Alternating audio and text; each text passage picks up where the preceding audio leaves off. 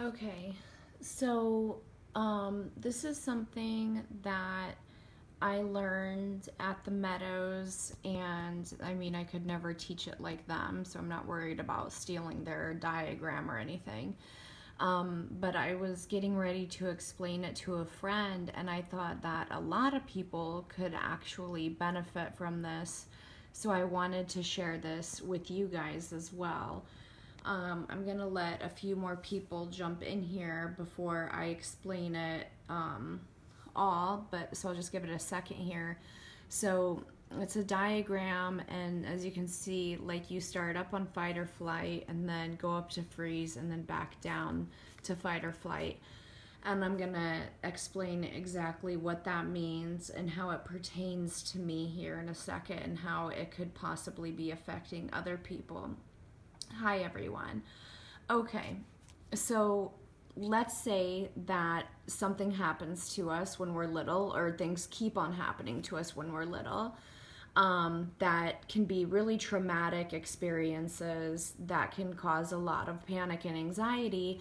Well, what our mind does is, if there's enough times where we have to have a fight or flight reaction, like, just terrible abuse or whatever's happening, what we do as a natural defense mechanism in our mind is that we go all the way up to freeze, and we just go in this complete freeze state that allows us to stay protected, so that we don't keep on feeling this pain where we constantly have to fight or flight, fight or flight, fight or flight all the time, and we just go into an absolute freeze state.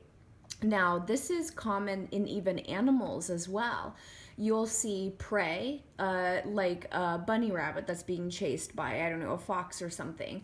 They'll be in fight or flight and like running, running, running, and then right before the fox catches them, you'll see their body actually go limp, because they just go into an absolute freeze state. That's another good example, Liz, a deer in the headlights. They just freeze, and it's just a huge defense mechanism. So something to understand is that even when we're an adult, though, this doesn't really serve us nearly as much anymore as it may have when we were younger in childhood.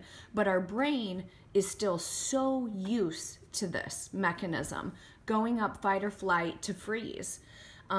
Just whenever times get stressful or what have you. It's like just an automatic switch in people's minds that have had really traumatic experiences in their past. So as soon as something starts getting a little, causing us anxiety, it's very easy for people that have had difficult past to go straight up to freeze. So that's what's happened to me the last few days. I was in freeze, which just means a very foggy mind, not present, like feeling like a weight over me. Like it literally feels like a weighted blanket over my mind. And then the part that is my least favorite, and this is a part that's very difficult for a lot of people, is this is, as you can see, it just doesn't go right here to here. You have to come back down out of your freeze state, back down into the fight or flight before you can go back into your normal mindset again. So even though you're in no need to be panicked or feared or anything, or fear anything, you're going to go from your freeze and you have to go back down to this. So I'm going to explain this part from here to here right now, because this part is a pain in the ass for people, and especially it is for me, so I know it must be for other people. Okay, so fight or flight, freeze. What are these things? What does it mean? Okay, so I was already describing fight or flight, and it's just, things get very stressful, and for no reason okay, so I'm just going to give the example of what I was just going through. So I was in freeze the last few days. And like I said, it just feels like like I'm on autopilot. Like my mind is just like, whoop, I'm gone, bye, deuces. I don't need to be here, because it's protecting itself. My mind is like, I've had enough. And so I'm just coasting along, not feeling any feelings. Exactly, extreme disassociation. I'm not feeling any feelings. Well, then guess what? As soon as I start to feel better, though, my mind's like, okay, you can handle this again. So I start to come back down, but before I go all the way back down into my normal state of mind, I have to go back through fight or flight. So guess what happened? So I woke up this morning and I'm like, oh, awesome. I don't have the fog over my mind anymore. So I'm just going about my day, getting shit done, da-da-da-da-da, this is going on, that's going on. I'm in the shower at like, what, I don't know, 3 in the afternoon today, washing my hair. All of a sudden, I'm like, I need to get out of the shower. Something's going on. Oh my God, I'm freaking out. I have to get out of the apartment. I just fucking left. I was just like, I just left. I left my apartment. I got out of the shower and I left my apartment because I was freaking out. I felt like I needed to be outside. Like, it wasn't quite a panic attack because, like, panic attacks are, as you guys know, very scary, but still a very high state of panic. Very high state of panic. Very elevated, difficulty breathing, and for anyone that has panic or anxiety, you know what it feels like to be indoors. Being indoors is terrifying when you're going through that. You're just like, did you rinse your hair? That's the most important thing, Liz. So it's like being inside is like, I gotta get out. So I went outside. I'm a few blocks down and I'm like, what am I doing? So then I came back and I'm like screaming into my pillow and I could not figure out what was going on. But it's very simple what was going on. My mind, I started in fight or flight. I went up to freeze. And then my mind had to go back down to fight or flight to get back to normalcy. And that's the way it is every single time. This is not a new concept. This is the way it is. And now I feel fine again. And especially now that I remembered this model of what was going on. Now I'm good. But it's a bitch. It's a bitch. And it's like every time I go into freeze, I forget. I'm going to show you guys this thing one more time. This is one of the coolest things I think that I had learned at the Meadows. I don't know Gundar. All I know is that this works and this is a proven model that they share with a lot of the patients there. Oh, did they really, Joanna?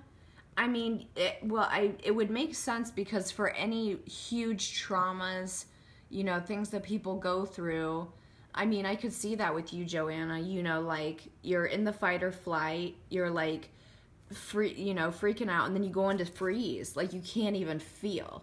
Barely. I mean, they're there, but it's difficult. And then you try to get out of it, and you're back in fight or flight. And that's the reason people sometimes don't even come all the way out of this. Because this right here can be traumatic.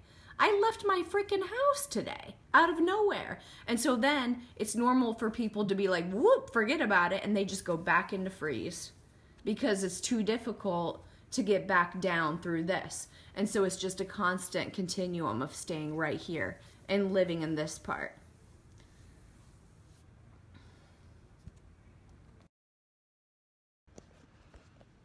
Okay, that's all I got. That's Psychology Today with Rachel Oberlin. No problem.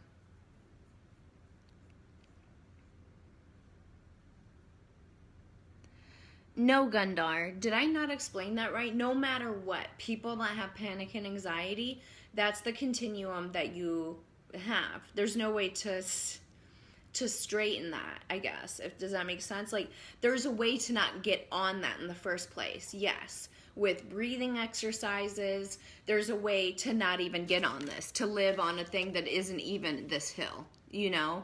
But just, like I said, people are more prone to this that have went through traumas and have anxiety, depression, what have you. So, oh, Rick, that's terrible.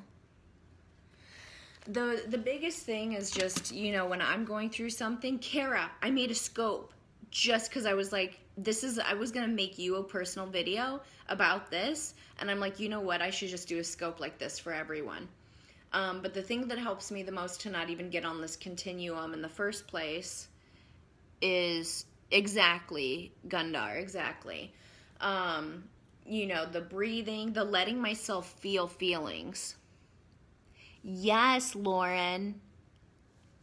I know. The freeze is such a pain in the butt. The biggest thing is staying away from electronics for me, personally.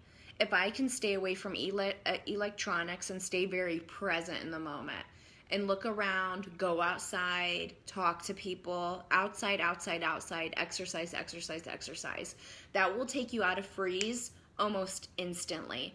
But always remember, you're going to go through anxiety that seems out of nowhere. You're going to be freaking out. You're going to be like, why? I thought I was over this. Yes, Kara, I was in freeze the last couple of days.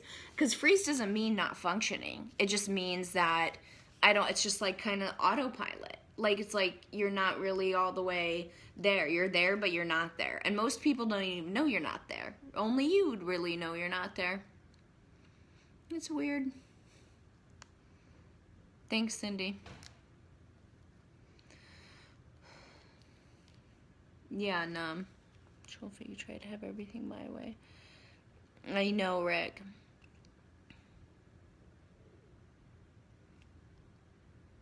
Yeah. So,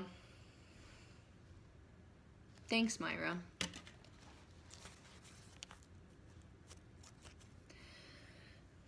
Yeah, I don't know, Kara. I mean, I'm sure you would have heard about it. You're probably going to hear about it where you're at now. Or if you don't, I mean, I think also it's something that's much more common, and I don't know. I mean, I just think it's common with people that have, like, I'm sure you'll hear about it.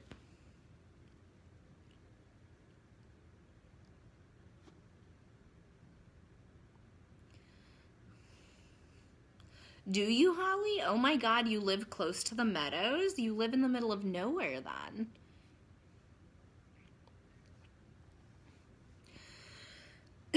That's true.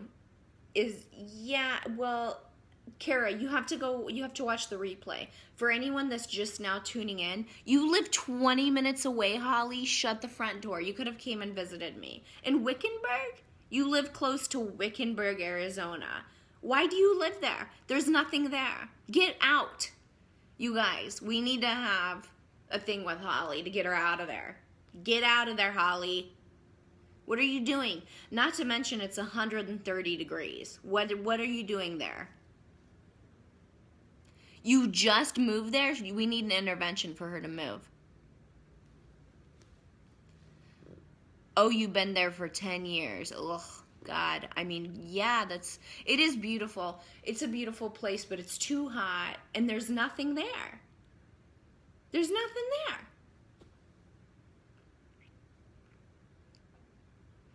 Yeah, it's nice and cool here. I don't know what to tell y'all. Okay. It does. It makes everything a lot more clear, Caroline. For sure. For sure. So, I mean, obviously I rinsed my hair because it's drying beautifully. So it's going to be fine. My hair is going to be okay. And that's what's important here. Is the hair. Thanks, Kara. Yeah, you can get the beach look too if you get out of your shower in the middle of panic. Thank you, Rick. Okay, for anyone just tuning in, go and watch the replay. I'm going to, Holly, I'm good. Holly, go watch the replay. I'm going to go watch the Mindy Project. I still have like a season left to go, but I'm powering through it. I don't know why I do this with shows, because then I have nothing to watch, and then I just have to watch really dumb stuff while I eat meals, because that's the most important. If I eat, I have to watch TV. That's the way I am. I don't know about y'all. It's like necessary. Okay. Go watch the replay. See you guys soon. Here, one more view of this. If you guys missed this, I explained this at the beginning.